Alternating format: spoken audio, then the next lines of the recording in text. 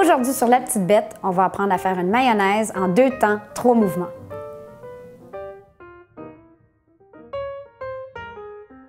Vous allez me dire pourquoi je ferais ma mayonnaise maison alors que je peux acheter de très bonnes mayonnaises du commerce. Ben, je dirais que la meilleure réponse, c'est surtout le goût. Quand vous allez avoir goûté une mayonnaise maison, c'est vraiment différent, c'est frais, c'est crémeux, c'est excellent. Ma raison personnelle, c'est le contrôle des ingrédients. C'est vraiment de contrôler quelle sorte d'huile je mets dans ma mayonnaise. Moi, je mets du vrai jus de citron, je ne mets pas du jus de citron concentré. Donc, c'est vraiment le contrôle de ce qu'on met dans notre mayonnaise. Pour cette recette, moi, je commence avec un beau plat transparent en plastique. Vous allez avoir besoin aussi d'un robot à manche, là. Je ne sais pas comment on appelle ça, mais en tout cas, un truc de même. Vous allez avoir besoin ensuite, en termes d'ingrédients, d'un œuf à température la pièce. Si, comme moi, vous avez rarement l'occasion une demi-heure avant de sortir votre œuf, bien, mettez-le dans de l'eau à température pièce ou de l'eau tiède pour qu'il tempère.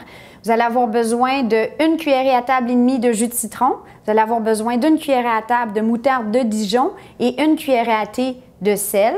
Et ensuite, pour finir, une tasse et demie d'huile. Donc, pour ceux qui pensent que la mayonnaise, c'est léger, même quand c'est léger, c'est pas tout à fait léger. Je débute avec mon œuf. OK, c'est comme un petit jeu pour le sortir de là. Pour la minute d'humilité de cette semaine, je dois avouer que malgré mes plus de 30 ans d'expérience en cuisine, je suis toujours pas capable de casser un œuf comme les grands chefs, c'est-à-dire à une main, puis tout smooth, puis tout cute. Moi, ben, je fais ce que je peux, puis ça arrive des fois encore qu'il y a des coquilles. Mais aujourd'hui, on est chanceux, il n'y a pas de coquilles dans mon œuf. Alors voilà, c'était ma minute d'humilité.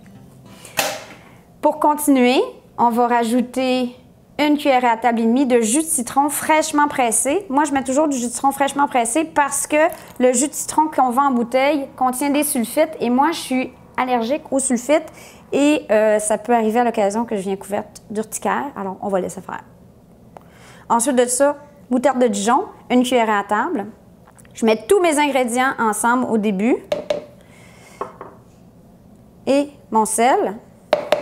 C'est vraiment une recette hyper facile. Et ensuite, je mets mon huile au complet par-dessus.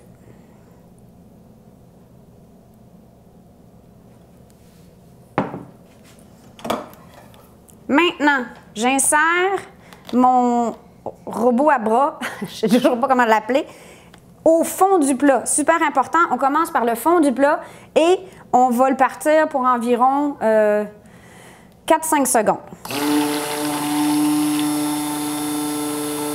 Jusqu'à temps que les ingrédients du fond soient combinés. À partir de là, je vais commencer à monter tranquillement pour intégrer l'huile à mes ingrédients du fond.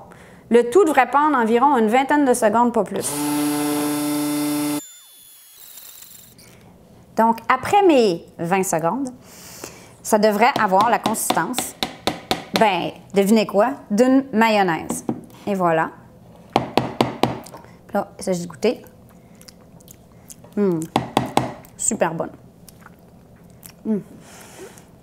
Donc, ce qui reste à faire, rien du tout. Vous l'avez déjà dans votre plat. Vous mettez un couvercle sur votre plat. On range le plat au frigidaire et voilà, vous avez de la mayonnaise. Ça dure environ 1 semaine au frigidaire. Par contre, c'est sûr que comme c'est tout naturel, il n'y a pas d'agent de conservation. Ça va durer moins longtemps. Donc maintenant, on a une superbe mayonnaise de base. Vous pouvez la modifier selon ce que vous voulez ou la garder comme telle pour des sandwichs ou quoi que ce soit d'autre. Si vous vouliez, par exemple, faire un aioli, vous auriez pu mettre 2 gousses d'ail hachées dans le fond avec les ingrédients au départ, puis on aurait eu une super belle aioli maison avec un petit peu de piment d'Espelette ou de cayenne. Vous pourriez faire une mayonnaise au curry en rajoutant 1 cuillerée à table de curry dedans. Ou pour les fans de fondue chinoise, bien là, évidemment, les variations sont multiples. C'est une super occasion d'avoir une belle quantité comme ça de mayonnaise à manger d'une claque. Là, quand on parle de la sorte d'huile qu'on va mettre dans notre mayonnaise, c'est en même temps hyper important, puis c'est ça qui va faire la différence entre une mayonnaise maison et une mayonnaise du commerce. Moi, j'en ai essayé plusieurs. Mon premier instinct, c'était de mettre de l'huile d'olive extra vierge, qui est très bonne pour la santé. Toutefois, ça goûte très fort, c'est un petit peu intense pour une mayonnaise. On peut couper moitié-moitié huile d'olive extra vierge avec une huile un peu plus douce. Une de mes préférées, c'est l'huile de pépins de raisin, qui est vraiment très douce. douce, mais qui en même temps, si on achète une huile de bonne qualité, est vraiment intéressante. Sinon, il y a des huiles de canola, mais de vous assurer que c'est une huile non hydrogénée, qui est une huile de bonne qualité, idéalement première pression. Il y a aussi l'huile de tournesol qui a déjà bien fonctionné. Un autre truc, c'est que moindrement que votre huile est rancie, souvent on s'en rend pas nécessairement compte en sentant la bouteille, mais les huiles de noix, par exemple, l'huile de tournesol, même l'huile de pépins de raisin, des fois, si on n'en utilise pas assez souvent, gardez-la au frigo puis sortez-la de temps à autre parce que si elle est rancie, la mayonnaise ne sera pas mangeable. Je vous le dis, on l'a déjà testé. Puis le dernier truc, ben, pour la mayonnaise, gardez votre sourire, gardez votre cœur ouvert parce que ça arrive des fois que ça ne fonctionne pas. On ne sait pas pourquoi. Ça pourra être votre propre minute d'humilité. Vous recommencez, puis la fois d'après, probablement que ça va fonctionner.